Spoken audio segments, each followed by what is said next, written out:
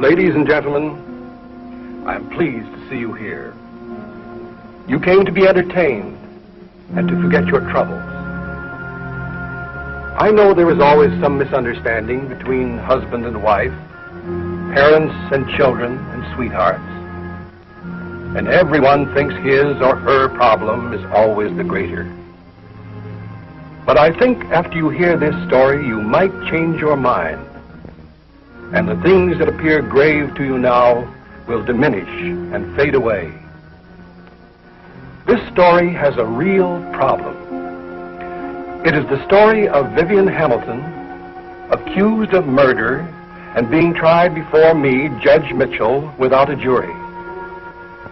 Of course, the prosecution has painted Vivian Hamilton as a cold-blooded murderess, a woman without a soul.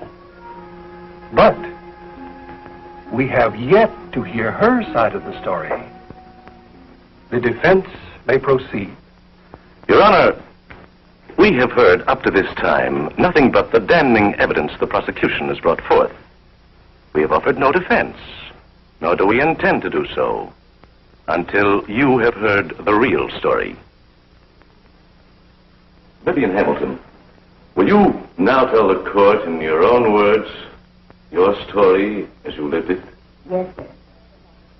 We were such a happy family. The Gordons, Sardo, Del Rio, the Benedettes, Ross and Kennedy, Whitey Roberts, Tony Lovello. We've always been the headliners, the Hamilton sisters. It was during rehearsal that our manager, Mr. Hinckley, sold an idea to Mr. Mackenzie, the theater owner. And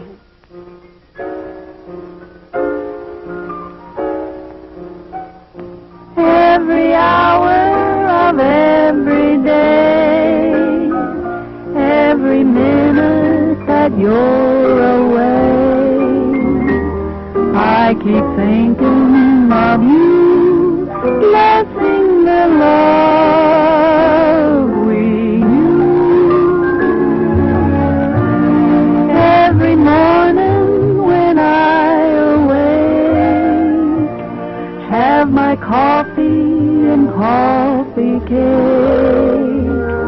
I pour coffee for two, just as I did with you. Every evening I set your place as it used to be. I imagine I see your face smiling back at me. Every hour of every night, I keep dreaming I hold you tight. That's the way it will be through this eternity, till you return to me.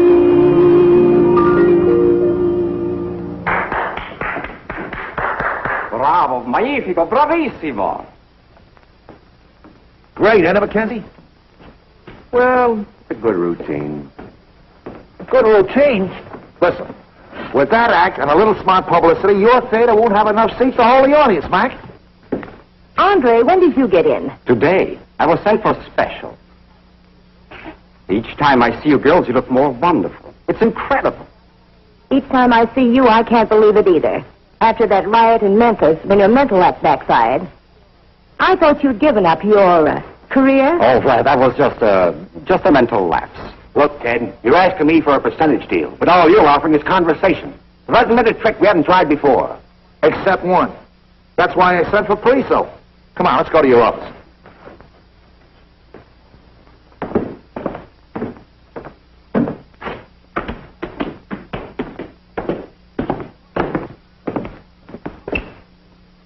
Come on, Andre.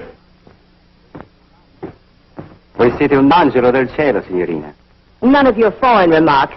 Oh, but I was talking about angels from heaven. Angel.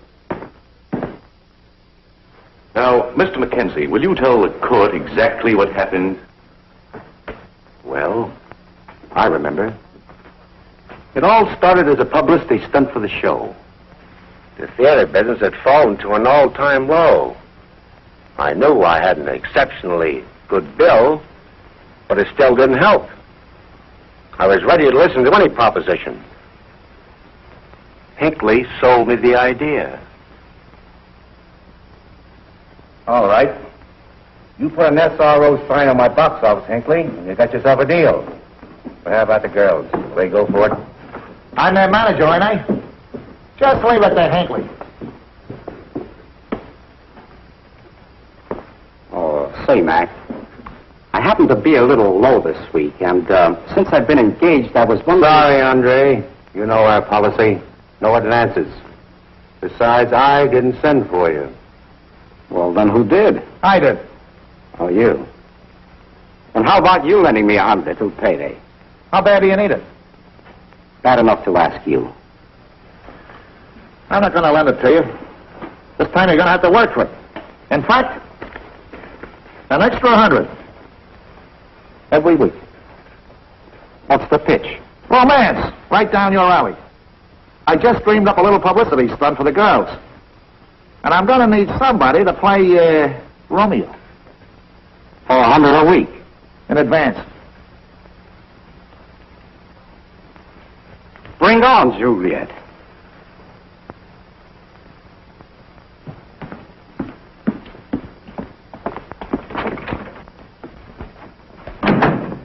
That door hasn't got an usher, and you got hands, so knock before you come in. There's such a thing as privacy. From burlesque to privacy. Look, honey, that body beautiful of yours has been reflected off too many front row bald heads. So now all of a sudden it's Mabel. The modest maiden. During my career, burlesque was an art. My act had dignity. Dignity! Look, kid, one more bump and you've been right out of the theater. Where are the girls? In there. Hey, girls, the 10%er is here. Oh, look. This isn't the wide open spaces, and that's no lily of the valley. Why don't you smoke a good cigar? After the day, Mabel, after the day. What's it all about? Girls, from now on, it's mink and Cadillacs, just like I said. Leave it to Hinckley. When I got through with Mackenzie, he couldn't wait to say yes. But? But? What do you mean, but? Did I ever tell you a story? Did I ever tell you a lie? Did I... Well, look, this isn't very serious. It's just a little publicity stunt. The last publicity stunt he pulled was when he buried that Swami. If it hadn't been for the fire department, they'd have never dug him up. Burials, burials. What are you talking burials? This is an engagement. We're going to get married. Just a little publicity stunt. Nothing serious, eh? I've heard enough. Hinckley, you must be out of your mind. Out of his mind? For 10%, he'd bury his own mother-in-law. Now, look, girls. Calm yourselves. Nobody's really getting married, and good publicity never hurt an act, especially for only $100 a week. Bill, maybe he's right after all. This is show business. I knew you'd come up with some crazy idea. But this one might have possibilities. By the way, who's the groom? Andre. With all the men in the world, why did you have to pick on him? Who else would have done it? Count me out. I'm not the romantic type. Well, I guess from here on, my love story begins. Just leave it to Hinckley. Leave it to Hinckley. Well, if it all blows up, I can always go back to Minsky's. Well, at first I didn't think it would work, but Hinckley's idea proved to be a winner. The newspapers lost no time in covering the announcement of the engagement and gave us miles of space and pages of publicity. Close together, please. Put your arm around there. Your chin up, please. A little more to the left, Miss Hamilton. Chin up. That's it. A trifle more now, just a trifle. What we want is a great big smile. You should be very happy, Miss Dorothy. What's going on? What's all this about? Stand back. They're taking pictures, can't you see? Oh, I'm sorry to be late. I'm from the Examiner. You're just in time. Go ahead. Good. Well, ready now? Kiss your fiancé, Mr. Pariso. Hold it. Still. Well, I really want to congratulate you. I know they always would. Good luck, Henry. A lot of happiness to both of you.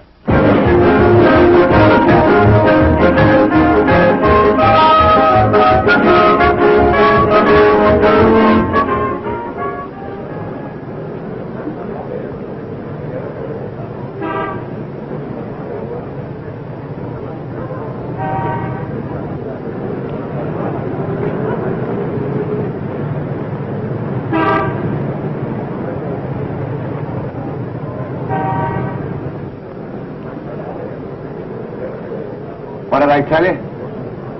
SRO. Just leave it to Hank. Yeah.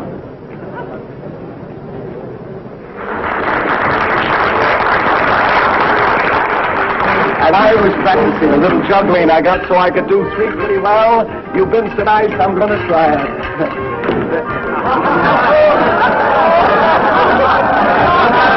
Jealousy. Wait, I'll fool him. You wait a minute.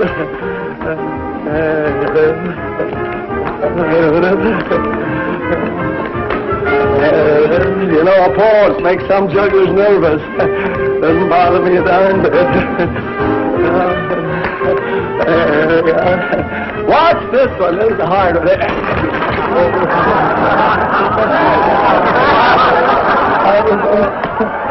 Oh, isn't that awful? Oh, wait a minute. Oh, it's been suffered. Got it. Throw me another plate here, will you, George? Just one, so that's it. Very good. There, got it. Wait a minute. How do you stop this thing? Don't laugh, it ain't funny. Now, wait a minute. Hold it. Oh, did you see that? Now, do me a favor, orchestra. Play me enough music to get me from here over to there, will you? Okay?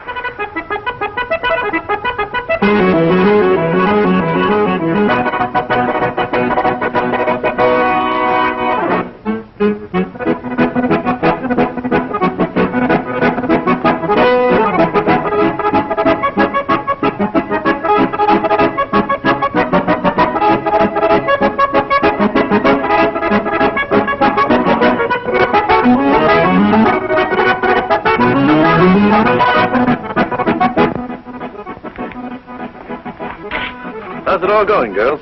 Just too good for words. You ought to see the show, Mr. Price. Couldn't get a seat. The SRO sign is out. That's why I came backstage. Mackenzie said it was okay. Hurry it up, Viv. We're almost on. Why don't you wait and join us after the show? I can't tonight, girls. I've got a date. I'll just stand in the wings and watch. Okay? Good luck.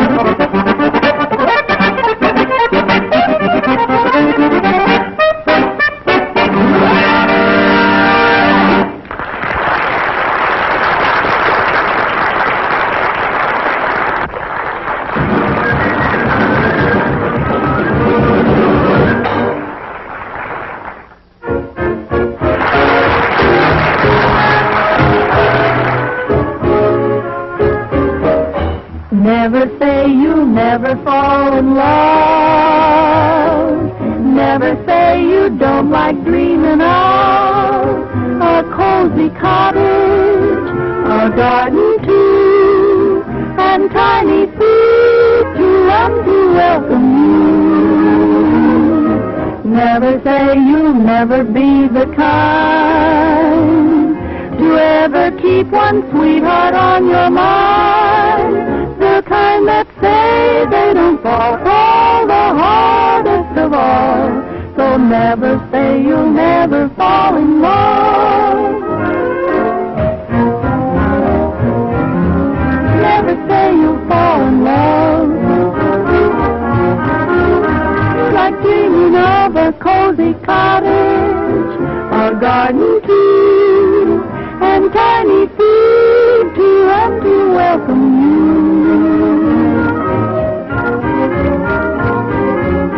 Never say you'll be the kind to ever keep one sweetheart on your mind, the kind that say they don't fall the hardest of all. So never, never, no, never, never, never, never, no, never, never, never say you'll never fall in love.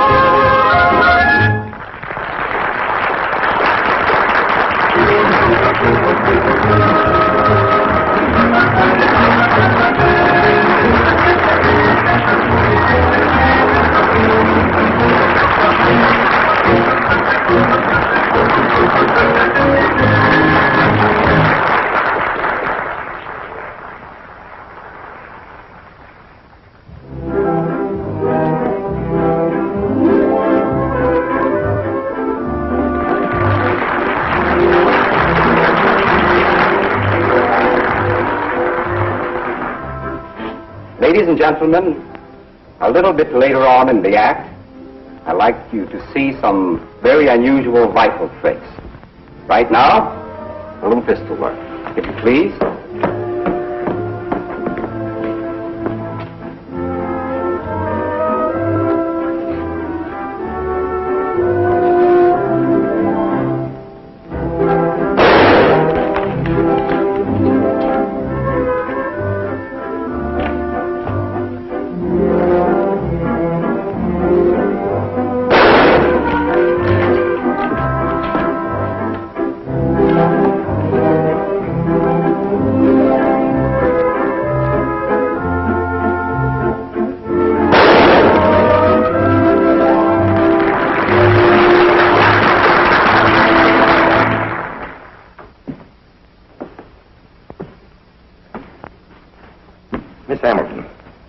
Is it not true that you and your sister Vivian quarreled violently over Andre Pariso? Yes. Would you say those quarrels arose out of your sister's antagonism toward the deceased Andre Pariso? We had shared our lives without quarreling. There were many rules we were forced to follow. But we had learned that most of our problems could be settled amiably. Sleeping, eating, living together. There were no adjustments in our relationship we couldn't make. But after our quarrels about Andre, all our rules meant nothing. Now, I'll bring you your breakfast. No, I don't think I want that one. Get my green wrap, Mabel. What is this, a quick change act? Why don't you make up your mind? I've brought you everything in the trunk. You know, I think I'll go shopping tomorrow. I haven't a thing to wear. Now, look, Dottie, this is the first time you've worn that dress. You forget, I'm engaged. I can't be seen in just anything, Viv. Wait a minute. You're not taking our publicity seriously. I hope you're not falling for that sharpshooter. Well, what if I do like him? He's shown me what living really means. Dottie, you are in love with him. Yes, and he's in love with me. You don't know what you're saying. You can't buy happiness.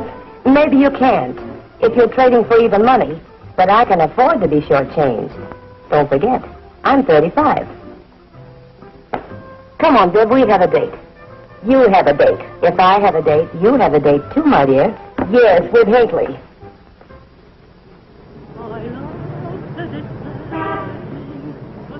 It's love you playing, never trust a gypsy with your heart. I was just a stranger, unaware of danger, in a gypsy tavern in Mamar. A gypsy read my hand and promised and thought, how could he understand that when I crossed his palm with gold, I gave my heart. Love will never find me, love I left behind me, in a gypsy tavern in Mamart. Oh no,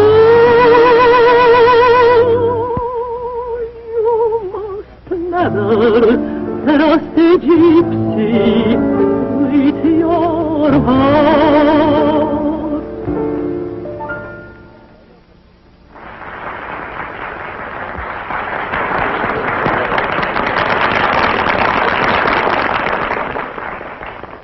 That sure was a great house we played to tonight. Hinckley's no fool. His idea really worked. We sure have been packing them in. Who is we? Why, Dorothy and me. Oh, and you too, of course. Where do you come in? Why, I am the groom. In that case, any man would do. You forget, my dear, not everyone has my charm. That's what brings them in. Who do you think you are? Oh, I beg your pardon. Girls, it's unbelievable. Look, I just balanced the receipts. Dorothy, Vivian, can you imagine the money we'd have made if we're going to pack the crowds and we turned away? It's terrific. It's colossal. And I'm going to raise your salary 50%, Henry.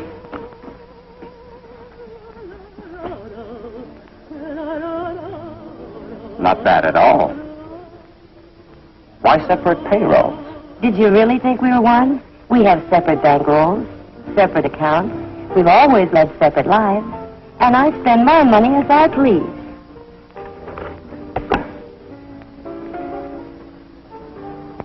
Look at this. Mind you, that's Monday. But wait. Tuesday, we almost doubled the receipts. It's terrific. And Wednesday, we broke our records. If we'd only had the hippodrome. Oh, you.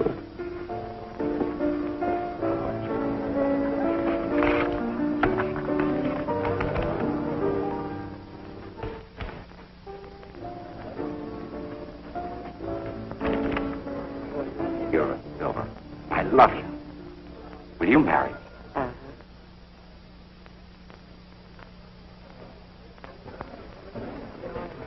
If this is for publicity, your timing is off. I don't see any photographers around. Vivian, Andre just proposed. For the same price, or do we get a discount? Since he may be in the family. Oh, no. It'll cost you more. What? Well, haven't you heard Hinckley say you raised my salary 50%? But, Dottie, you're not. You can't be serious. Oh, yes, I am. We are getting married. Hooray! Congratulations! That's the best thing that could have happened. Waiter! Waiter! Champagne! Did you hear that? They're getting married.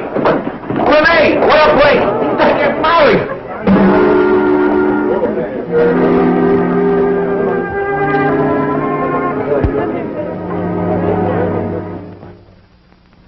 What is your name? Your true name? Irene Anders. In the theater, you were known as Renee? Yes. You were Andre Fariso's assistant? Yes. Isn't it true that you were more than that? Yes. I was in love with Andre. We had planned to be married, and we would have been if it hadn't been for Dorothy Hamilton. He was in love with me.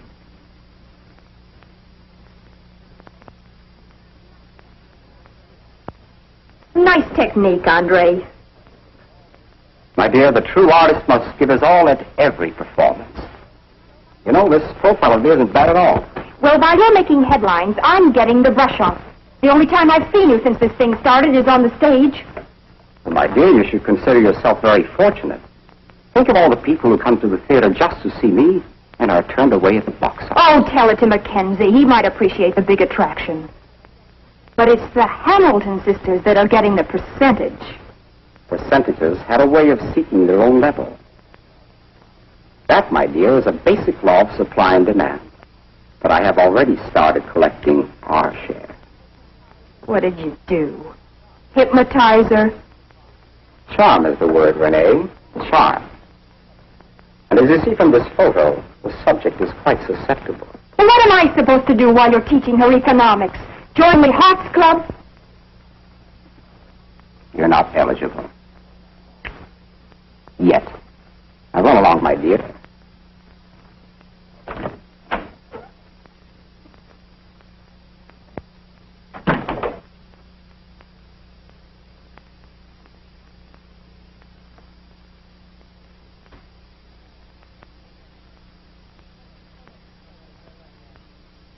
Why don't you turn out your light, Dottie?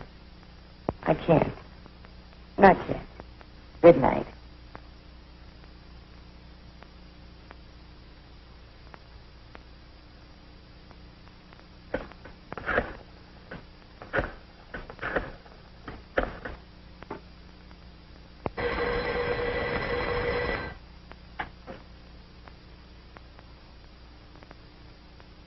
Hello?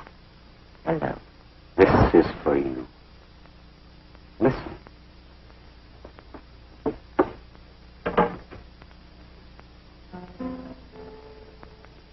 I'm yours forever, no longer free. I leave ever happily. You are the one my heart adores,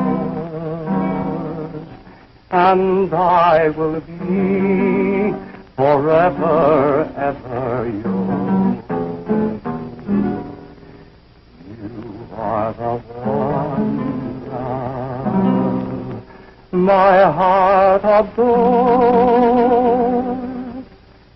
and I will be forever yours.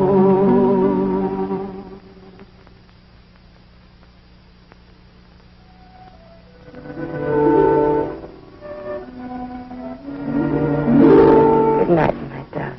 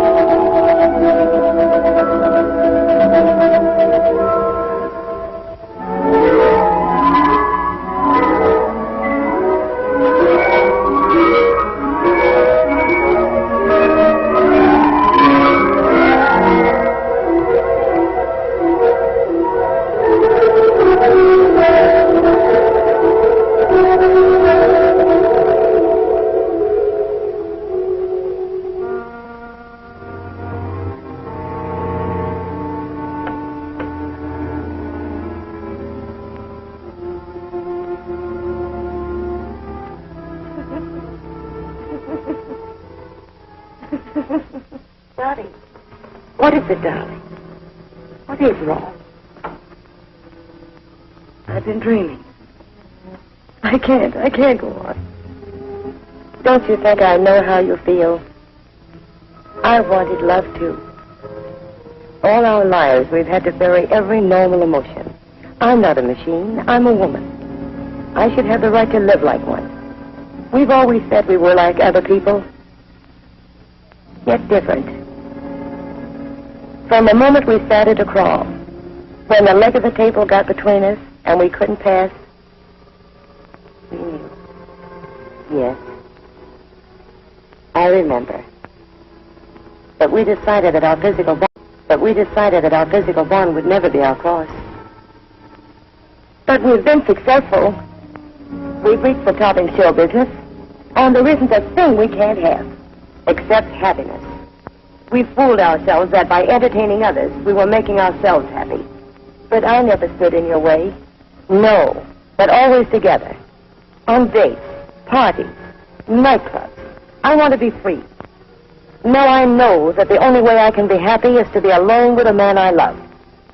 Free? But we've always been together. And we'll be that way forever. Not forever. There must be a way. There must be someone who can help. Then, remember? Dr. Thompson. Separation. But Dorothy. No. We've been prodded and examined like guinea pigs since the day we were born. This is my life, too. And I have a right to live it. Yes, you have that right. But what good is it?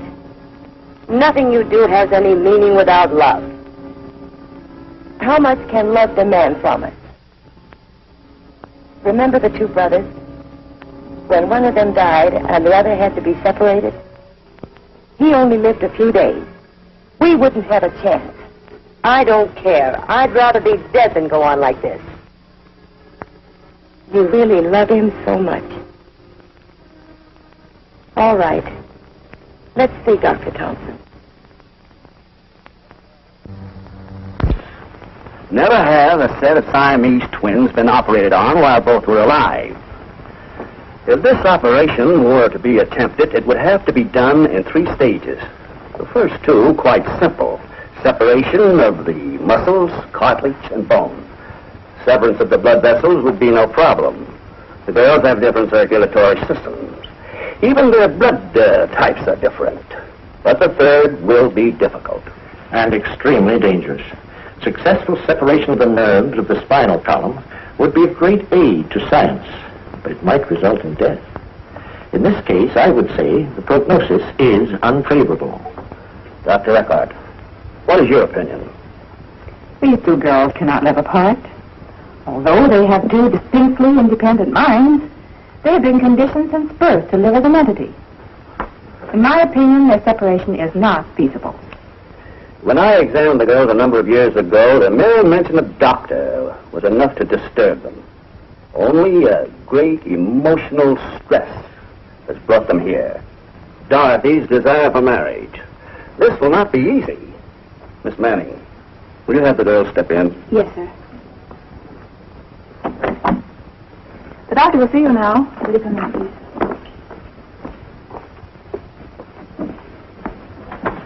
Dr. Eckhart, Dr. Hurd, and myself have discussed your case at great length. And we want to tell you that we admire your extreme courage. But I'm afraid there's very little hope. Then there's nothing you can do. As a woman, I understand thoroughly. There is nothing to keep you from getting married. There's no reason why you can't have children, as you are. My advice to you is get married. I guess there's nothing left. It's your happiness. Go ahead. Get married.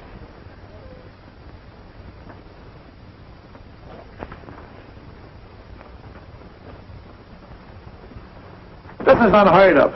If somebody had told me, I wouldn't have believed it. Neither would I, but it's a fact. What's the matter with those monkeys? I don't know.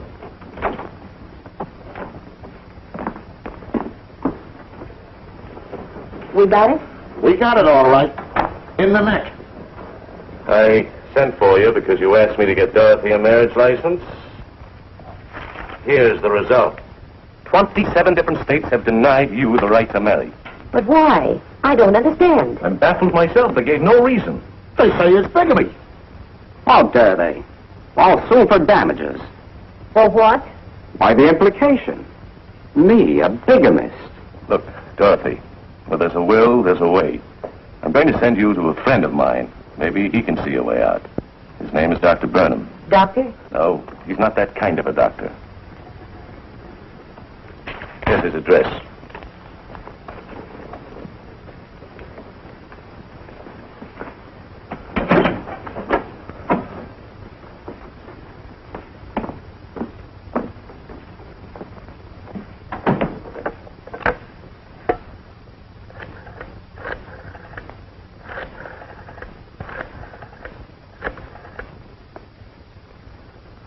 Hello.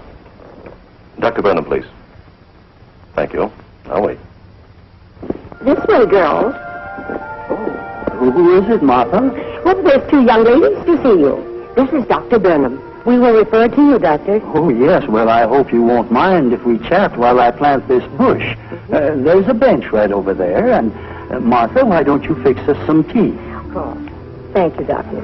That old bench is a little shaky. I must fix it sometime, but the garden seems to take about all of my time. Martha objects, too. She says I spend more of my time on my flowers than I do on my sermons. And perhaps she's right. Though I must say my congregation doesn't seem to suffer for it. They're twins. Yes. Nature sometimes permits twins to blossom from the same bud. Permit?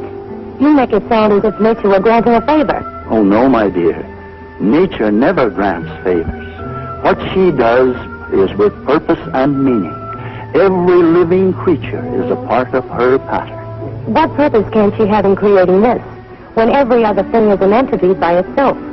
It is not easy to understand God's mysterious ways with patience. But I'm afraid mine is just about gone now.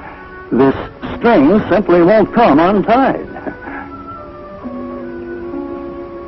Oh, thank you. Children, I think I understand your bitterness. But you must relieve yourself of belief in limitations. But the barriers raised before us are very real. Faith can overcome even these. You have been forced to live together constantly, bound by spiritual and physical ties. Yet I am sure you have found a way to live separate and private lives. Mentally we have. But it's almost impossible to convince people of that. That's why we came to you. I want to get married, but the officials have refused me a license. They say it would be bigamy. Why, that's bigotry. There can be no problem of moral or social wrong unless there is an intent of immorality. You shall marry the man of your choice, and I feel quite sure that in God's eyes, your marriage will be hallowed. Reverend Doctor, the tea is ready. Oh, yes, we're coming. Would you lead the way to the house? You see, I don't have my eyes with me. My dog is in the hospital. And now don't worry. I know about your problem. I'll see that you get a license.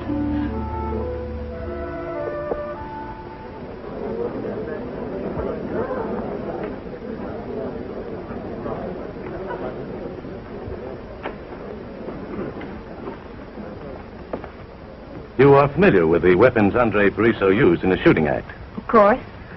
Do you recognize this revolver? Yes. It's the one that Andre used. Where else did you see this gun, and in whose hands?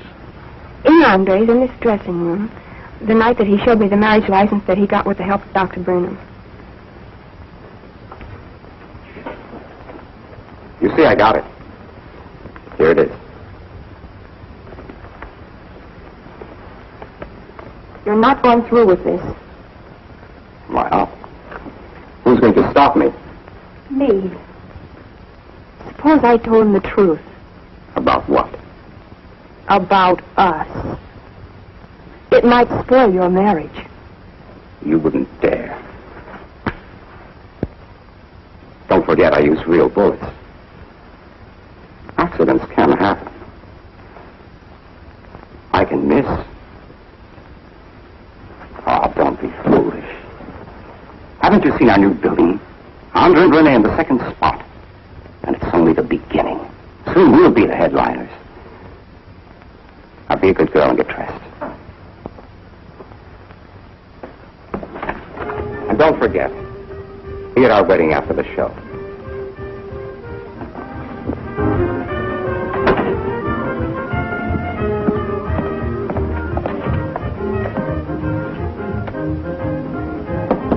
Come in. Darling, after the show we'll get married. Everything is set. I'm so happy. Oh, even the mayor promised to be at our wedding. I raised the prices and they're still fighting to get in. It's fabulous. Look at this. Look at the headlines. I just wish this theater was Madison Square Garden. What theater? I thought Dr. Burnham was going to marry us at the church. It's ridiculous. This is a chance of a lifetime. Do you realize the publicity we're getting? Every official in the city will be here. How is it we knew nothing about it? There was no time for explanations. And after all, wasn't Dorothy eager to get married? Yes, but at least we should have been consulted. Well, what difference does it make when we get married? We're show people. Hamilton sisters, on stage. All right, let's leave them alone. On stage. All right, let's leave them alone. Now let me have one look at you. This is a big show tonight, girls. Yes, I think you look fine.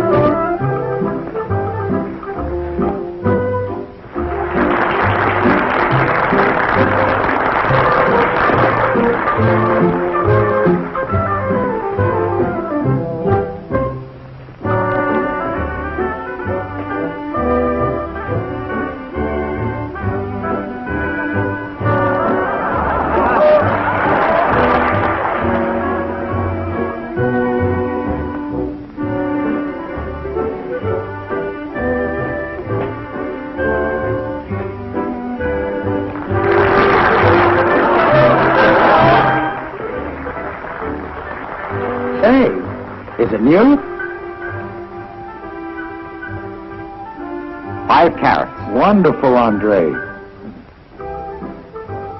Diamonds, too? Good going.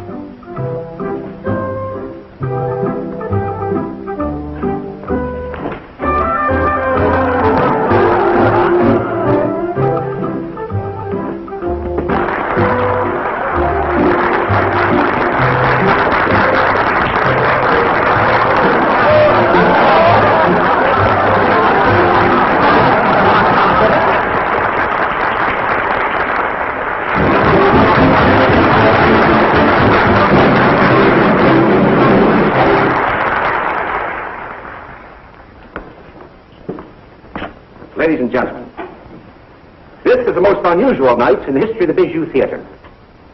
Over 2,500 guests will witness the marriage of Dorothy Hamilton to Andre Friso. They chose this stage because they're show people. The number of civic and social leaders present are too numerous to mention. But whether you're a social leader, a civic leader, or just plain Jane and Joe, we're happy to have you with us tonight.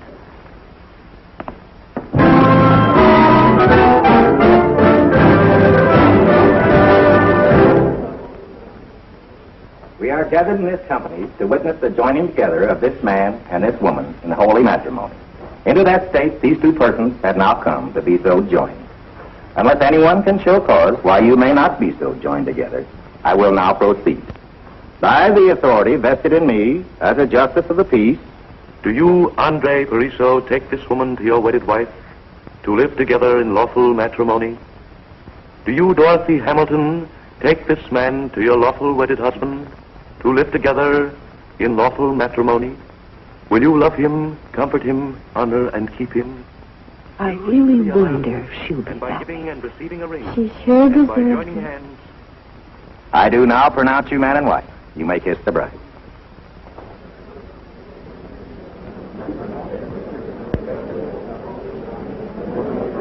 Congratulations, sir. Much happiness, my dear. Thank you.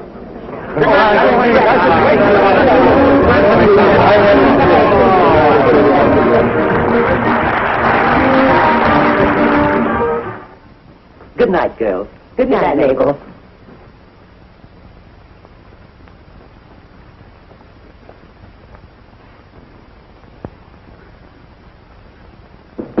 Come in.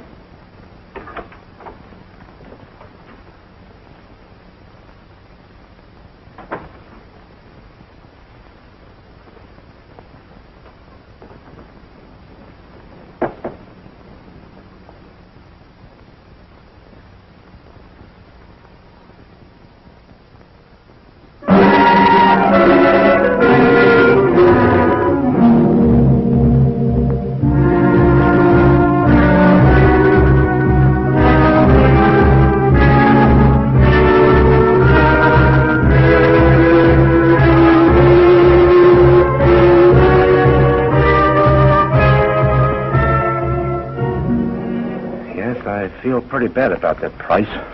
rotten, I call it. But I'll get busy and have that marriage annulled. Yeah, she can do that all right. But it's pretty hard to mend a broken heart. Yep.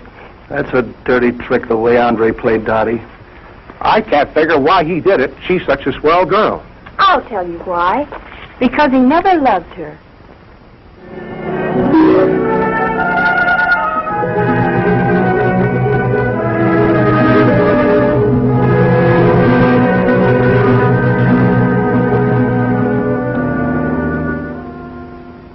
Vivian Hamilton, will you now tell the court what happened after Andre Pariso deserted your sister?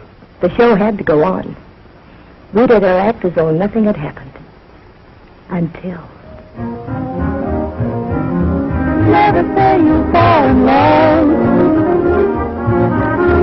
You like dreaming of a cozy cottage, or garden view, and tiny feet to run to welcome you.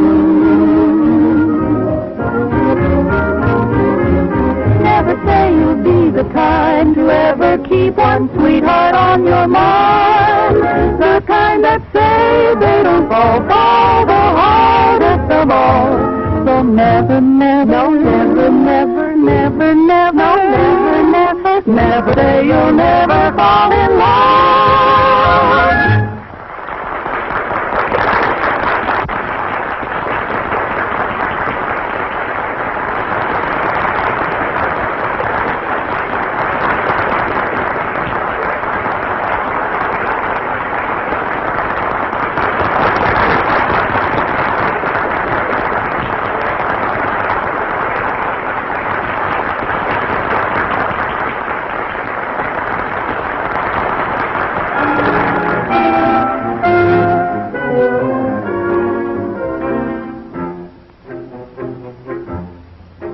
You stole the golden sunshine and left a barren sky. You stole the silver moonlight and left all heaven dry. The diamond stars above you, you plucked them all one day. Then in one magic moment, you stole my heart away. Why did you rob the sky? You're a love thief, but I don't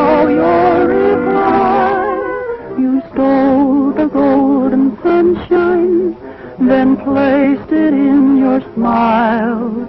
You stole the silver moonlight to help you to beguile. Your eyes are diamonds glowing, and through them starlight pours. My heart that you had stolen, you have replaced with yours. Why don't I try to fly? You're my love thief. I love you till I die.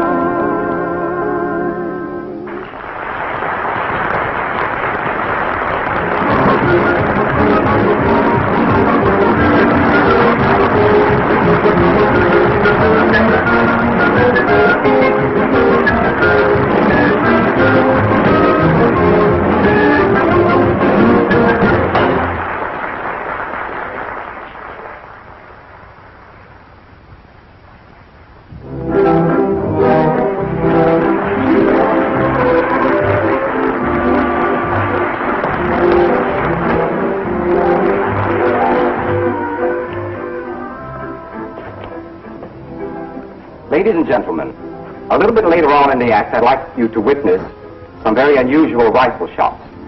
But right now, a little pistol work, if you please.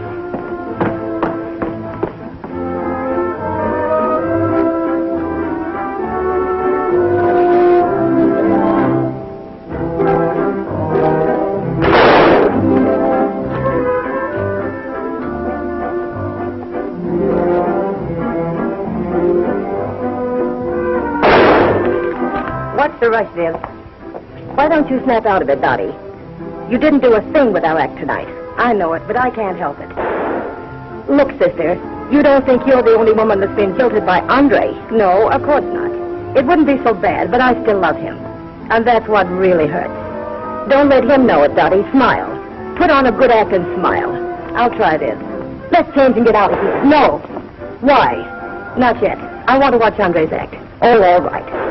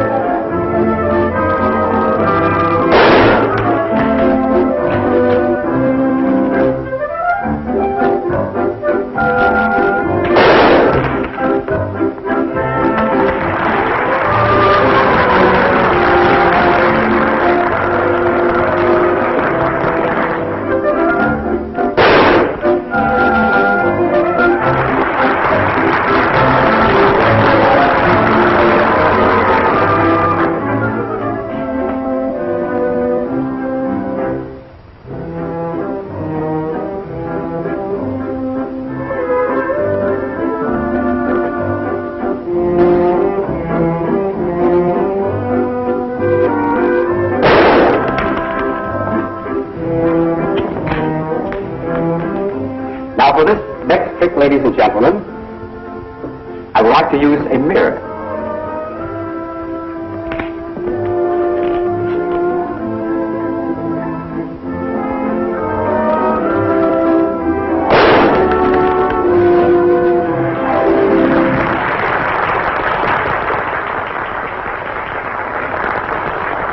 Ladies and gentlemen, I believe that the act you're going to see performed on this stage tonight is the only one of its kind in the entire world. I'm going to use these rifles to play that organ.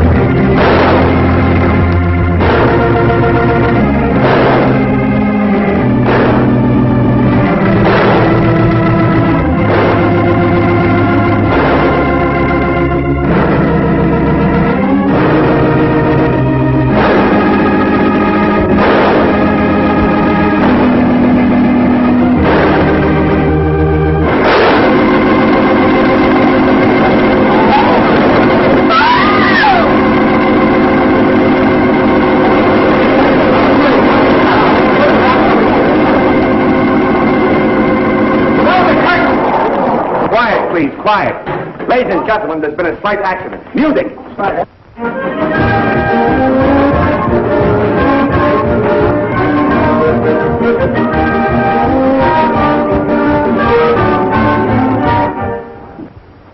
And that is the truth, the whole truth. The defense rests. Your witness. No questions. The defendant is excused. Thank you.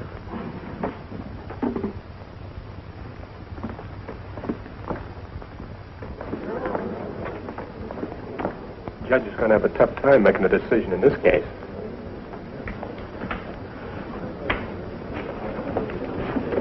Your Honor, there probably has never been a more unusual case presented in any court. Nor has any court heard so much testimony irrelevant and immaterial.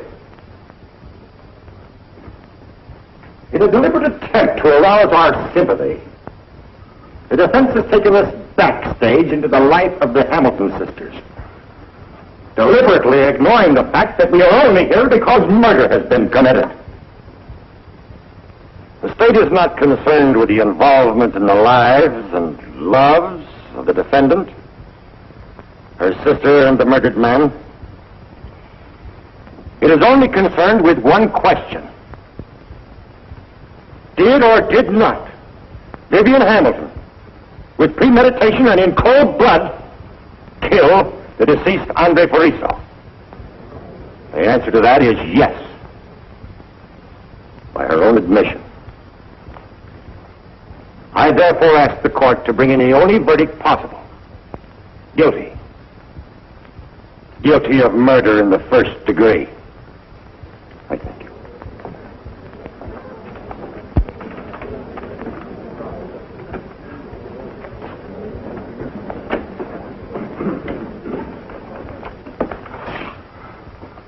Your Honor, the state has built a case against Vivian Hamilton, which is punishable by law and applicable to all human beings. The prosecution demands the extreme penalty. When it comes to punishment, the law demands equality. But the fact is, the law has never considered them as equals.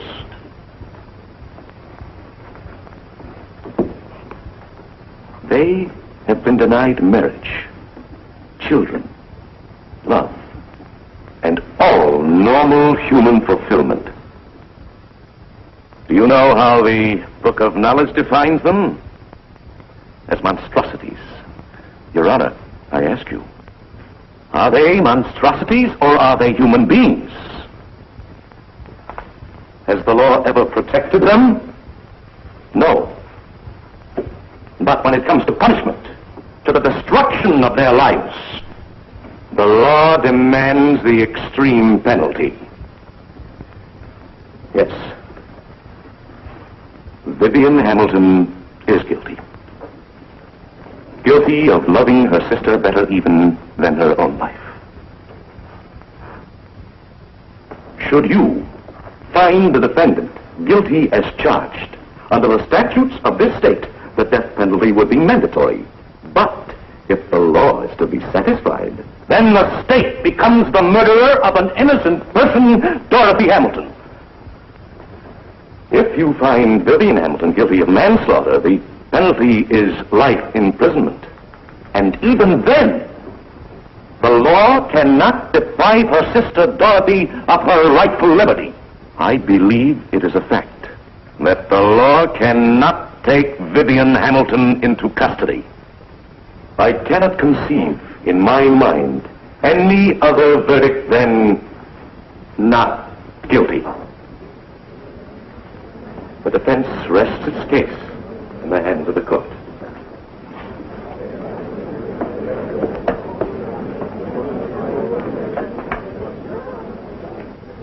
State may proceed. State rests. Court will remain in session until a decision has been reached.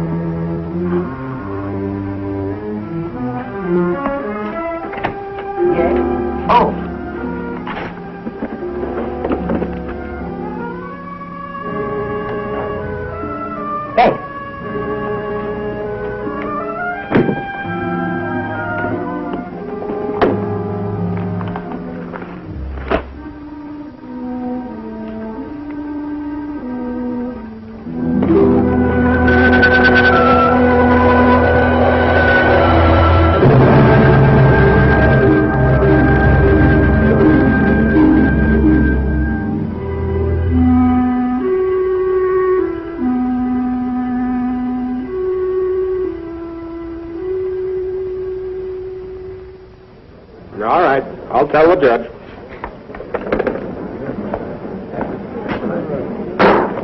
Court will come to order.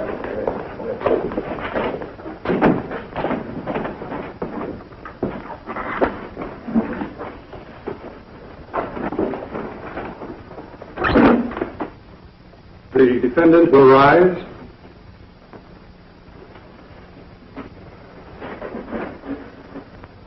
After 20 years on the bench, I can find no precedent that will help serve me as a guide in this case. Justice has two purposes: to protect the innocent and to punish the guilty. Were I Solomon, I might be given the supreme wisdom to do justice. But as it is, I cannot pass sentence on an innocent person and deprive her of her liberty and her life. Therefore, a higher court than mine must impose final judgment. You have just listened to the tragic story of the Hamilton sisters. Do you still think that your problems are as great as theirs? And yet they learn to live in harmony? We all have problems. And I must confess that I, too, have a problem. Perhaps you can help me. The defense has chosen to place the entire responsibility of this case on my conscience. Had the defense chosen trial by jury, any one of you might have been selected to share this burden. And I wonder, if you were the jury, what would your verdict be? Please help me. Let me know. Help me solve my greatest problem.